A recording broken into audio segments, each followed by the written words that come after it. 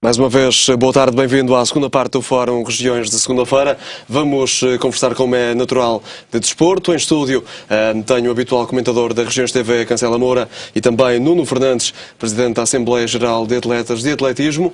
Ambos, muito boa tarde, obrigado por estarem no Fórum Regiões. Boa tarde. Cancela Moura, começamos, antes de mais, por um assunto pessoal. Na passada sexta-feira foi designado Presidente do Conselho de Justiça nos órgãos sociais da Federação Portuguesa de Ginástica, uma cerimónia que teve lugar em Lisboa. Como é que encara este novo desafio? É de facto um desafio, é um novo desafio, é um desafio diferente porque é uma modalidade bastante técnica, eu diria até um bocadinho mais difícil de apreensão relativamente às questões jurídicas, e vai ser um desafio interessante porque, no fundo, vou abraçar com toda a dedicação aquela função e, no fundo, também será uma nova experiência, uma troca de experiência com uma modalidade que eu acho que em Portugal tem tido uma grande margem de progresso e tem tido alguns resultados internacionais de algum relevo no passado recente. Nunca praticou ginástica? Não, nós ginástica julgo que praticamos todos os dias, não nas modalidades específicas e técnicas que tem a própria modalidade, mas obviamente, ou nas várias variantes, mas obviamente a ginástica será provavelmente aquilo a que nós todos designamos uma disciplina aberta para todos, desporto para todos, e portanto julgo que estamos perfeitamente identificados com isso. Diferente será a questão do ponto de vista técnico ou jurídico, e aí obviamente que com certeza que para além de eu dar alguma da minha experiência profissional, posso aprender bastante com a modalidade. Aliás, como tem acontecido todas as vezes que me colocam esses desafios. E será um mandato de 4 anos? De quantos anos? O mandato é sempre coincidente com o ciclo olímpico. Estas eleições foram intercalares e haverá eleições, obviamente, ainda no decurso deste ano, no último trimestre deste ano, para uma nova eleição dos órgãos sociais. Portanto, isto foi uma situação excepcional e que, de todo modo, pode lançar os alicerces de um novo ciclo, com uma renovação grande dos próprios órgãos sociais. Fica então aqui a nota da tomada de posse de Cancela Moura como Presidente do Conselho de Justiça da Federação Portuguesa de Ginástica. Vamos então começar pela Primeira Liga, estou falando de futebol. Há um novo líder, o Benfica, venceu 4-0 a União de Leiria, beneficiou do empate do Futebol do Porto em Alvalade perante o Sporting, e os encarnados roubam uma liderança de 513 dias, eram mais de 500 dias consecutivos que o Futebol Clube do Porto estava na liderança do campeonato. É um importante tónico para as próximas jornadas? Eu penso que o Benfica ontem acabou por vencer com alguma facilidade, embora tivesse experimentado algumas dificuldades iniciais. Penso até que o jogo se tornou muito fácil depois das dificuldades e das provações que o Benfica experimentou. Eu lembro logo que aos 7 minutos o Maxi Pereira salvou em cima da linha de golo. Seria um golo de Giannini? O de Giannini foi, de facto, uma das figuras, eu julgo que a figura maior da União de Leiria. De facto, é surpreendente como é que um jovem que estava nos distritais o ano passado é, neste momento, uma referência incontornável no futebol português. Ela é cabo-verdiana, eu penso que será uma coisa, um dos atletas a ter em conta para o futuro. E de quem se fala de que está a caminho do Benfica? Também é verdade, embora ainda não esteja feita essa confirmação, mas de facto... Houve, aliás, muita polémica que antecedeu este jogo. Com certeza, mas olha, ainda bem que no fundo ela foi depois contrariada por esta excelente atuação do Giannini em campo. E, como disse, o Benfica, no fundo, depois de ter ultrapassado aquelas provações, acabou por tornar fácil o jogo. O jogo tornou-se fácil porque eu acho que a União de Leiria esteve muito bem organizada. Como disse o Caju, acho que fez um bom jogo, mas é sempre difícil dizer-se que se fez um bom jogo quando se perde por 4. Mas, de facto, a União de Leiria teve um bloco defensivo bastante alto na primeira parte, encurtou, de facto, o espaço entre a defesa e o ataque, teve uma pressão sobre a bola bastante grande e o Benfica teve muitas dificuldades na primeira parte para explanar o seu jogo. Aliás, em jogadas de transição elas foram muito poucas e, de facto, o golo do Benfica, o único na primeira parte, surgiu de um pontapé da ressaca do próprio Bruno César, que, em contraponto ao Giannini, penso que foi a figura do encontro. Foi um golo, 2 assistências, independentemente dos outros jogadores. Penso que, apesar do Benfica se ter apresentado com 2 alterações de relevo, que foi, portanto, o Aimar e e também o Gaetan, que não puderam jogar, aliás, foi uma surpresa. Quer o Nolito, quer o Bruno César, acho que corresponderam muito bem à sua entrada na equipa, sobretudo o Bruno César foi, para mim, o homem do jogo. Ainda neste jogo, há de destacar o gol de Cardoso, que lidera, nesta altura, a lista de melhores marcadores, tem 9 golos, os mesmos de Babá do Marítimo, mas é um renascer de Cardoso? Eu não diria isso, eu acho que o Benfica, ao contrário de épocas anteriores, nomeadamente a época passada ou a época em que foi campeão, é um Benfica menos avassalador, mas é um Benfica com maior, eu diria até um alto nível de eficácia e uma grande qualidade tática. Eu acho que foi isso que ressaltou do jogo de ontem do Benfica. Também nota para o Bis de Rodrigo, que em 3 minutos marcou 2 golos. Sim, eu diria que o Rodrigo é uma aposta ganha e julgo que, como tem uma margem de progresso bastante grande enquanto atleta, pode ser uma excelente solução para o Benfica ou para uma construção de uma equipa no futuro.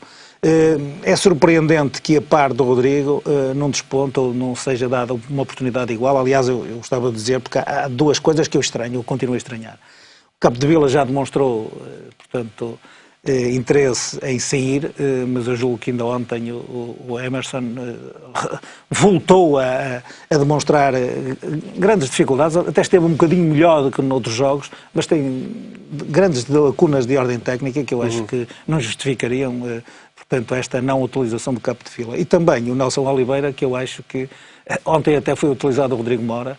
Não sei o que é que se poderá estar a passar, mas o Nelson Oliveira foi uma figura e uma referência incontornável do ataque da seleção de sub-20 e eu julgo que numa equipa como a Benfica qualquer jogador sabe jogar bem e, portanto, com as qualidades, os predicados que tem o Nelson Oliveira, seria, na minha opinião, de apostar, ou seria uma aposta ganha também se conseguisse relançar aquele atleta no 11 inicial. Muito bem, Benfica que venceu em Leiria por 4-0, lidera o campeonato isolado com mais 2 pontos que o Futebol Clube do Porto, que no sábado empatou em Alvalade 0 bolas. Cancela Moura já há 27 anos que não havia um Sporting 0, Floco Porto 0. Foi um jogo muito intenso, muito vivo, isso mesmo disseram ambos os treinadores, mas não com muita qualidade. Haveria alguma equipa que merecesse sair vencedora? Não, eu acho que de facto o resultado que foi obtido, ou melhor, o resultado mais justo seria sempre um empate. Talvez a um golo ou a 2, porque até as oportunidades de golo, e mesmo flagrantes, foram repartidas entre as duas equipas. Eu penso que o Futebol Clube Porto entrou muito bem no jogo, os primeiros 20 minutos de jogo, e curiosamente também entrou muito bem na segunda parte. Aliás, o Futebol Clube Porto na segunda parte eu acho que esteve então dominador em todo o campo, sobretudo ganhou muito bem o meio campo, que eu julgo que o adiantamento dos 2 médios, nomeadamente do Moutinho e do próprio Bellucci, fizeram ressaltar este domínio do Futebol Clube Porto. Mas é verdade que também nos últimos 20 minutos o próprio Sporting esteve muito melhor, esteve muito próximo de marcar, com o Bolswinkel a falhar por uma grande defesa do Elton, aliás... Também importunado por Rolando, que o atrapalhou ali um pouco. Mas eu julgo que aqui ressaltam os 2 guarda-redes, estiveram ambos muito bem, a negar golos praticamente feitos... Elton fez uma defesa do outro mundo na primeira parte. Exatamente, e também o próprio Rui Patrício, portanto, na primeira parte, a negar o gol ao Maicon, e portanto eu julgo que quer o Futebol Clube Porto, quer o Sporting tiveram as suas oportunidades. Como num grande clássico, se houvesse uma eficácia de uma equipa em detrimento da outra, poderia alguma delas sair vencedora, mas julgo que o empate acaba por ser justo. Eu julgo que aqui, também seria de salientar no Futebol Clube Porto, uma grande exibição do Fernando. Aliás, fruto, obviamente, da sua colocação em campo e da própria distribuição da equipa, mas julgo que o Fernando esteve muito bem, ao melhor nível daquilo que nós conhecemos em épocas anteriores, e curiosamente o Maicon, que também esteve no melhor e no pior, porque também teve uma outra falha que podia ter sido comprometedora. Mas ainda assim estancou bem Capello. Exatamente, e julgo que se adaptou melhor ao lugar, e julgo que apesar de uma ou outra falha que podia ter sido comprometedora, tem estado muito melhor do que em jogos anteriores. Cancela Moura, quanto aos casos de arbitragem que há sempre nos grandes clássicos, neste não houve muitos. Ainda assim há 2 ou 3 lances que merecem uma atenção especial, que tem a ver primeiro com um lance na primeira parte Insua que carrega Hulk. O árbitro não assinalou a falta, poderia haver dúvida se existisse falta, se seria vermelho direto. Na segunda parte, Polga agarra o Hulk a meio do meio campo, que seria o segundo cartão amarelo. O árbitro Pedro Proença não mostrou. Há também o lance de Otamendi sobre Carrilho, que Domingos reclamou provocou expulsão. Como é que viu a atuação de Pedro Palhinha? Olha, eu confesso que eu acho que os próprios treinadores dão uma opinião muito em cima do jogo, muito a quente, e isso é um bocadinho prejudicial para uma visão um bocadinho mais esclarecida, eu poderia dizer, do próprio jogo. Eu confesso que, apesar disso tudo, o único lance que se poderá eventualmente inferir como sendo um bocadinho mais polémico, mas que se deverá dar o benefício da dúvida ao próprio árbitro, é de facto a mostragem do segundo cartão amarelo ao Pulga, ou não. Portanto, foi uma falta clara, um puxão todo e o resto são rasteira. incidências. Eu ainda vi uma repetição de uma jogada em que também se poderia ter reclamado o penalti por mão na bola do Otamendi, do Otamendi, mas confesso que de facto o lance foi fortuito e julgo que o próprio jogador acabou por apanhar com a bola muito ali à queima, sem sequer estar qualquer tipo de intencionalidade de poder obstaculizar a jogada. Portanto, este Wolfswinkel tem também razões de queixa num lance em que não estava fora de jogo e eu levar perigo à baliza de admito que sim, por exemplo, esse lance de facto, mas também é um lance cuja visibilidade para o próprio árbitro assistente poderia ter sido muito difícil. Ele estava em linha, mas de facto aí também reconheço que eventualmente poderia ter havido uma decisão diferente. Não sabemos se iria dar golo, mas de facto ficaria em posição privilegiada. Mas julgo que são tudo lances e incidências que, tirando, como digo, esta decisão de amostragem ou não do cartão amarelo ao Pulga, que eu acho que são perfeitamente aceitáveis. Julgo que até será bom dizer-se que foi um clássico sem grandes casos. Quer dizer, não foi um clássico muito intenso, não foi muito bem jogado, como disse, mas julgo que teve teve oportunidades repartidas e julgo que justifica perfeitamente aquilo que aconteceu. Provavelmente nenhuma na outra equipa. Julgo que aqui o empate será mais benéfico para o Futebol Clube do Porto, mas também é preciso dizer que nós não sabemos se este resultado agora foi bom ou mau. Isso se dir-se-á no final do campeonato. Nessa perspectiva, Cancela Moura, se o Sporting já estará afastado da luta pelo título. Bem, o Sporting tem... Está a 8 pontos do primeiro. O Sporting agora está no fio da navalha, por uma razão muito simples. Não foi só o jogo de ontem, mas no próximo fim de semana há um Braga-Sporting. O Sporting vai jogar em Braga na próxima semana. E se de facto houver uma derrota do Sporting ou até um empate, poderá começar a acabar-se um fosso grande. É verdade que falta uma volta, portanto faltam 15 jogos, mas admito que efetivamente entre estas três equipas, efetivamente possa começar a ser difícil ao Sporting fazer uma recuperação idêntica à que vinha fazendo. Porque as oportunidades que teve de eventualmente poder recuperar pontos, e eu diria que o jogo de ontem foi, nesse capítulo, foi prejudicial ao Sporting. O Sporting ontem poderia ter-se, pelo menos, colocado numa posição privilegiada de se aproximar do Futebol Clube do Porto e, portanto, ficar só a 3 pontos. E, portanto, admito que o jogo terá sido melhor para o Futebol Clube do Porto, que, no fundo, foi a Alvalade obter um 0-0 e, eventualmente, julgo que o próprio Sporting poderá, como digo, ou encetar uma nova recuperação, que eu acho difícil, eu acho que poderá começar a ser difícil ao Sporting recuperar de uma decalagem tão grande, se efetivamente não pontuar, pelo menos se não pontuar em Braga no próximo fim de semana. Na perspectiva dos Dragões, o que é que pode significar a perda da liderança para o Benfica, o arquirrival, o maior rival dos azuis e brancos, numa altura da época em que ainda não se completou a primeira volta? São apenas 2 pontos, mas em termos psíquicos, há aqui alguma relevância para o futuro? Poderá haver, embora eu acho que o Futebol Clube do Porto convive muito bem com esta situação. Aliás, o exemplo desta época foram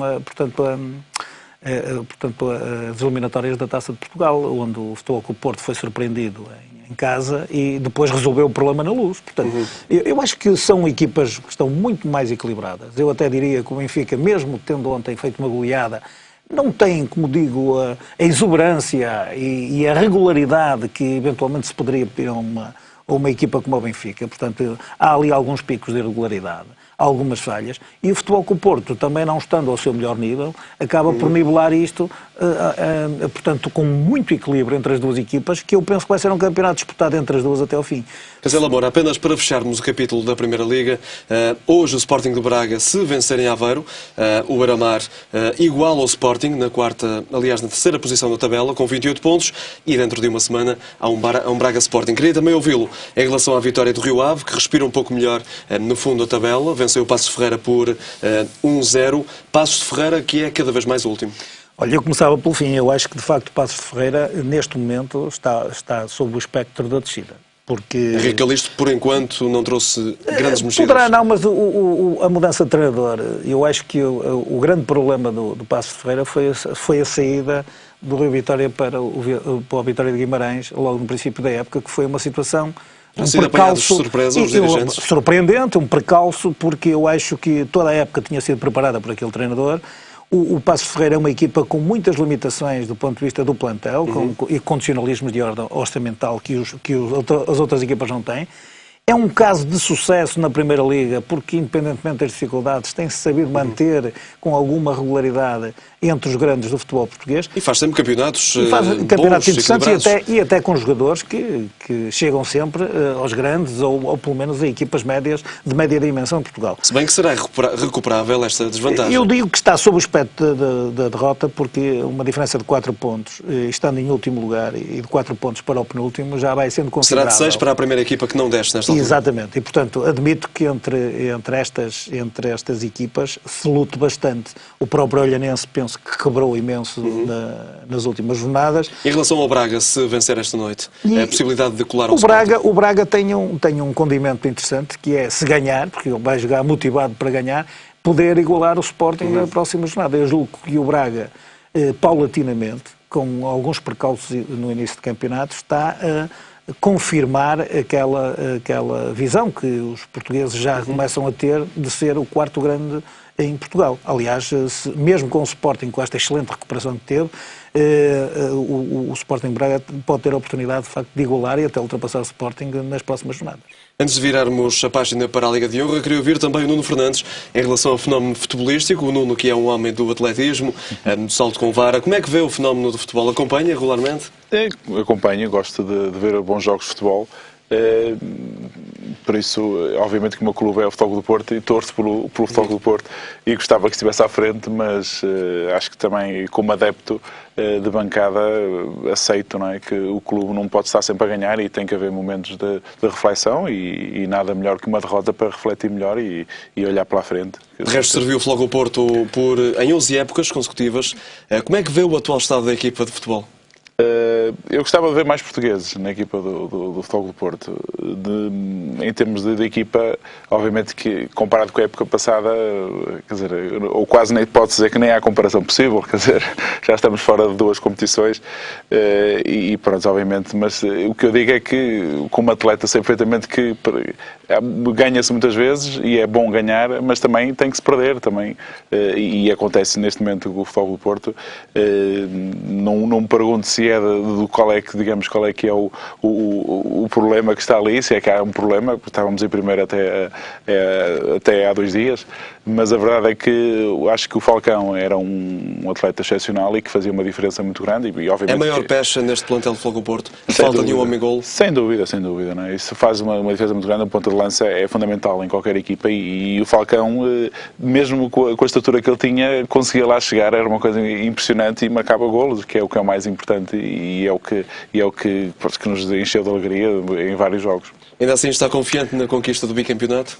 Eu estou confiante. Acho que estes pequenos percalços só anima, como disse bem, torna um campeonato muito mais interessante. Porque quando vai um líder destacado, eu acho que perde o interesse e realmente espelha bem o escalamento que existe em Portugal, em termos de futebol. Temos 2 equipas claramente que são superiores e depois temos o Sporting e o Braga, que se pode dizer, eu lamento dizer isto, mas aos sportinguistas que possam estar a ouvir não acham piada, mas a verdade é que basta olhar para os orçamentos de um e o Braga neste momento aproxima-se muito mais do Sporting e o Porto, obviamente, destacado e por isso terá que provar que realmente merece ganhar também. Nuno, já voltamos a conversar sobre a sua área, em que está mais à vontade. Cancela Moura, vamos então abordar a Liga de Honra, que tem o mesmo líder, o Estoril, que ainda assim empatou em casa com o Leixões, uma bola, num dos grandes jogos da jornada. Destacaria também o Moreirense, que regressou à condição às posições de subida, está no segundo lugar. O Moreirense que venceu por 2-0 o Santa Clara, e o Aves também, que a pouco e pouco começa a colar-se aos lugares de subida, já é terceiro com 23 pontos. Eu julgo que no que disse que se resume praticamente a jornada. Aliás, o jogo da jornada foi de facto o Estoril-Leixões e o Estoril mantém a liderança por ter tido a sorte do jogo. Eu quero dizer que o Leixões fez um excelente jogo, tem vindo a crescer bastante em termos desportivos. De facto, há uma aposta ganha. Uma equipa muito jovem. Naquilo que o Nuno Fernandes estava a dizer agora há bocadinho, o Leixões, ao contrário do que tem sido a panagem nos últimos anos, fez uma aposta claríssima nos escalões de formação. Tem uma excelente equipa, um excelente plantel, tem um treinador muito ambicioso, o Litos, e, portanto, julgo que tem feito um campeonato de trás para a frente que tem sido excepcional. E, aliás, o Leixões não está na liderança porque, neste jogo com o Estoril marcou nos descontos o golo do empate. Portanto, foi também um bocadinho de sorte, a estrelinha de quem vai à frente, que terá sorrido ao Estoril, porque provavelmente o Leixões seria o líder ao fim desta jornada. Mas o Estoril, que com Marco Silva, um treinador que começou agora a ser principal na equipa do Estoril, tem vindo a dar mostras de que poderá ter futuro. O Estoril, independentemente da sua liderança técnica, é sempre uma equipa muito, muito forte, é um plantel sempre muito bem recheado, porque as suas ligações, nomeadamente aos clubes da capital e todos aqueles que estão ali à volta, e eu diria que, e sobretudo uma relação privilegiada que tem com o Benfica, acaba por... E até confunde os jogadores no Brasil. Tem trazido alguns craques. Também é verdade, mas de facto o Estoril tem tido uma consistência grande enquanto coletivo, e tem sido uma equipa que está sempre nos lugares cimeiros desta Liga de Honra. E, portanto, admito que isto não seja surpresa nenhuma. Relativamente ao Desportivo das Aves, é verdade que o Desportivo das Aves tem vindo a recuperar de alguns percalços iniciais do campeonato, está no 4º lugar, está de facto só a 3 pontos de liderança, e eu julgo que continuam nos 5 ou nos 6 primeiros lugares as equipas que poderão eventualmente disputar o terreno de acesso à subida. Aqui também uma nota que é para a descida paulatina do Atlético, que nesta altura já está no 5º lugar com 23 pontos. É verdade que está apenas a 1 ponto dos lugares de subida, mas tem vindo a perder força o Atlético. É natural, o Atlético é um recém-promovido, foi a equipa sensação até agora, e, portanto estamos no fim de uma das voltas, portanto estamos a meio do campeonato, e admito que, apesar de tudo, mantém uma regularidade invejável para uma liga que tem esta competitividade, como nós todos sabemos, e portanto fez um excelente resultado, foi a União da Madeira empatar a 1 bola, e penso que mantém-se pelo menos entre os primeiros lugares. No fundo da tabela, Cancelo Moura, destaque para a vitória do Trofense.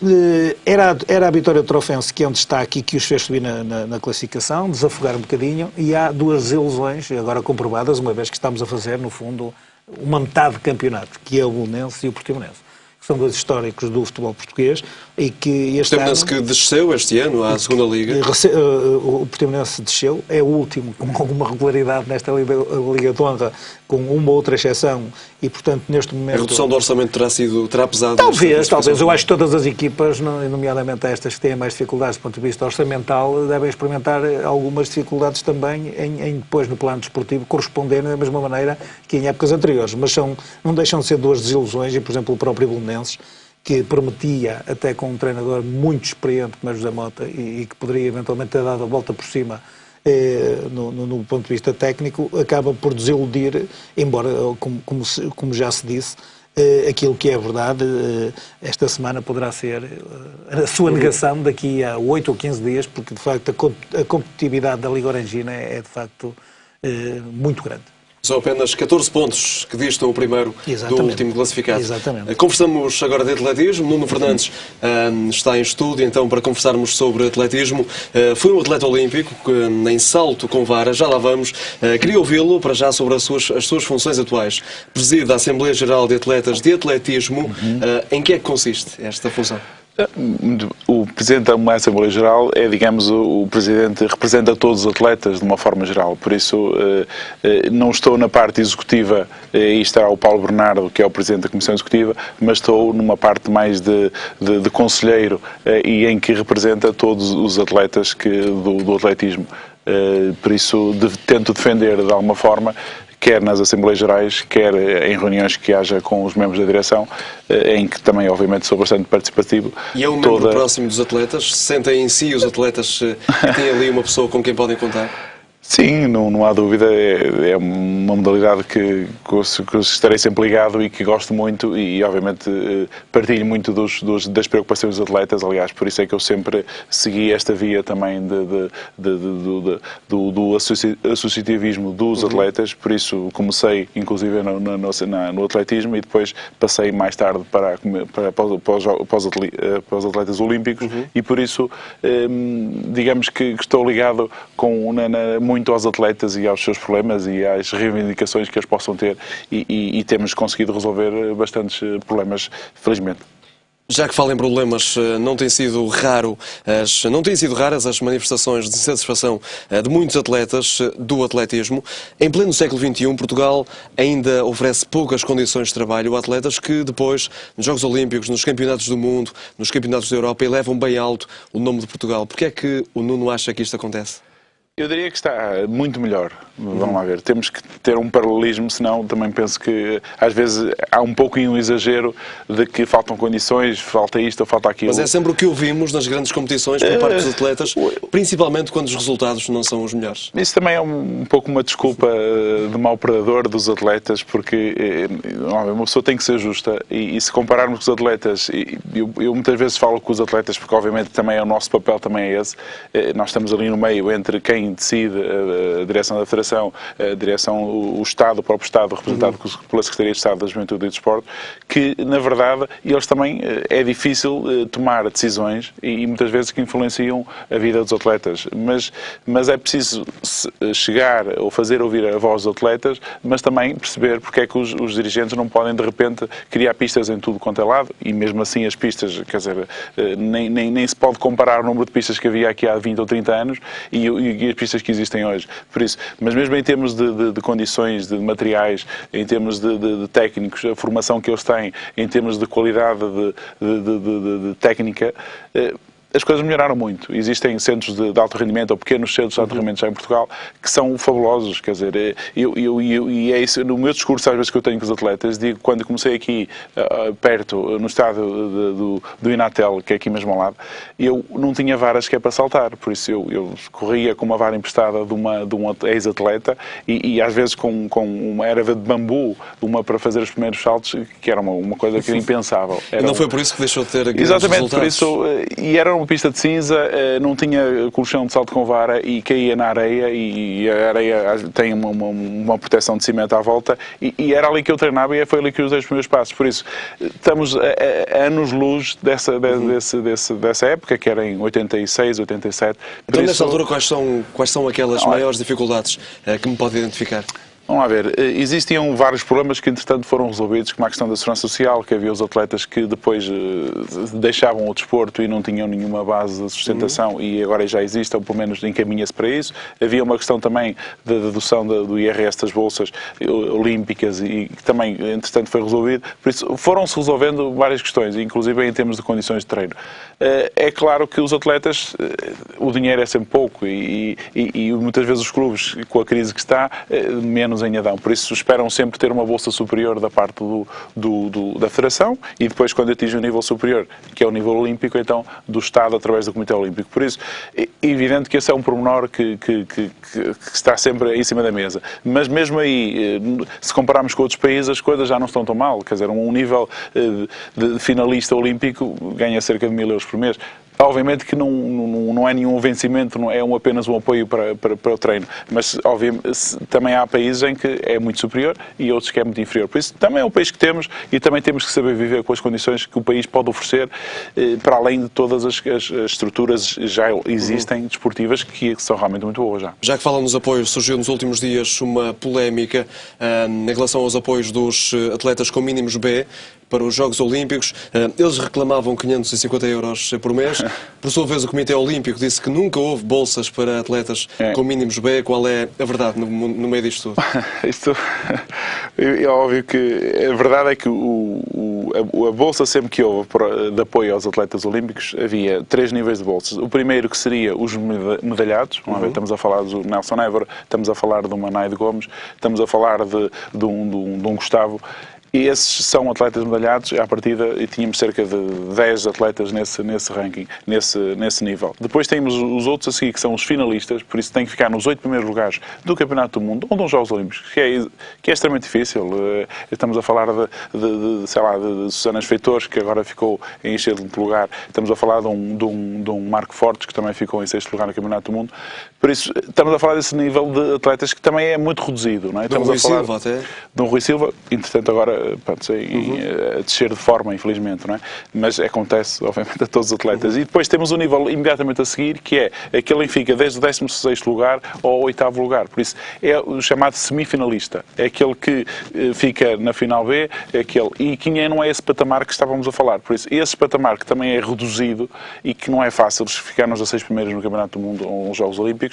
Depois temos o nível imediatamente a seguir, que é aquele que consegue realmente ir aos Jogos Olímpicos, mas não tem a bolsa. E aí há uma diferença muito grande, porque cai de uma verba de, imaginemos, 800 euros para uma bolsa da Federação, que é um nível muito grande, que pode ser 300 euros, pode ser 400, e vai variando entre federações. Por isso, eles reclamam com alguma razão. Eu tenho direito a participar nos Jogos Olímpicos por fins mínimos, mas sou apoiado pela Federação. Aliás, a Federação é sempre, por quem acompanha, na verdade, a vida dos atletas, são sempre as federações, mas como a bolsa já vem diretamente do Estado, também gostavam que se chegasse um bocadinho a abranger, seria um 4º nível de bolsa, que também devia existir, mas pronto, que há aqui obviamente que os recursos são limitados e é preciso perceber isto e tentar chegar a um bom porto.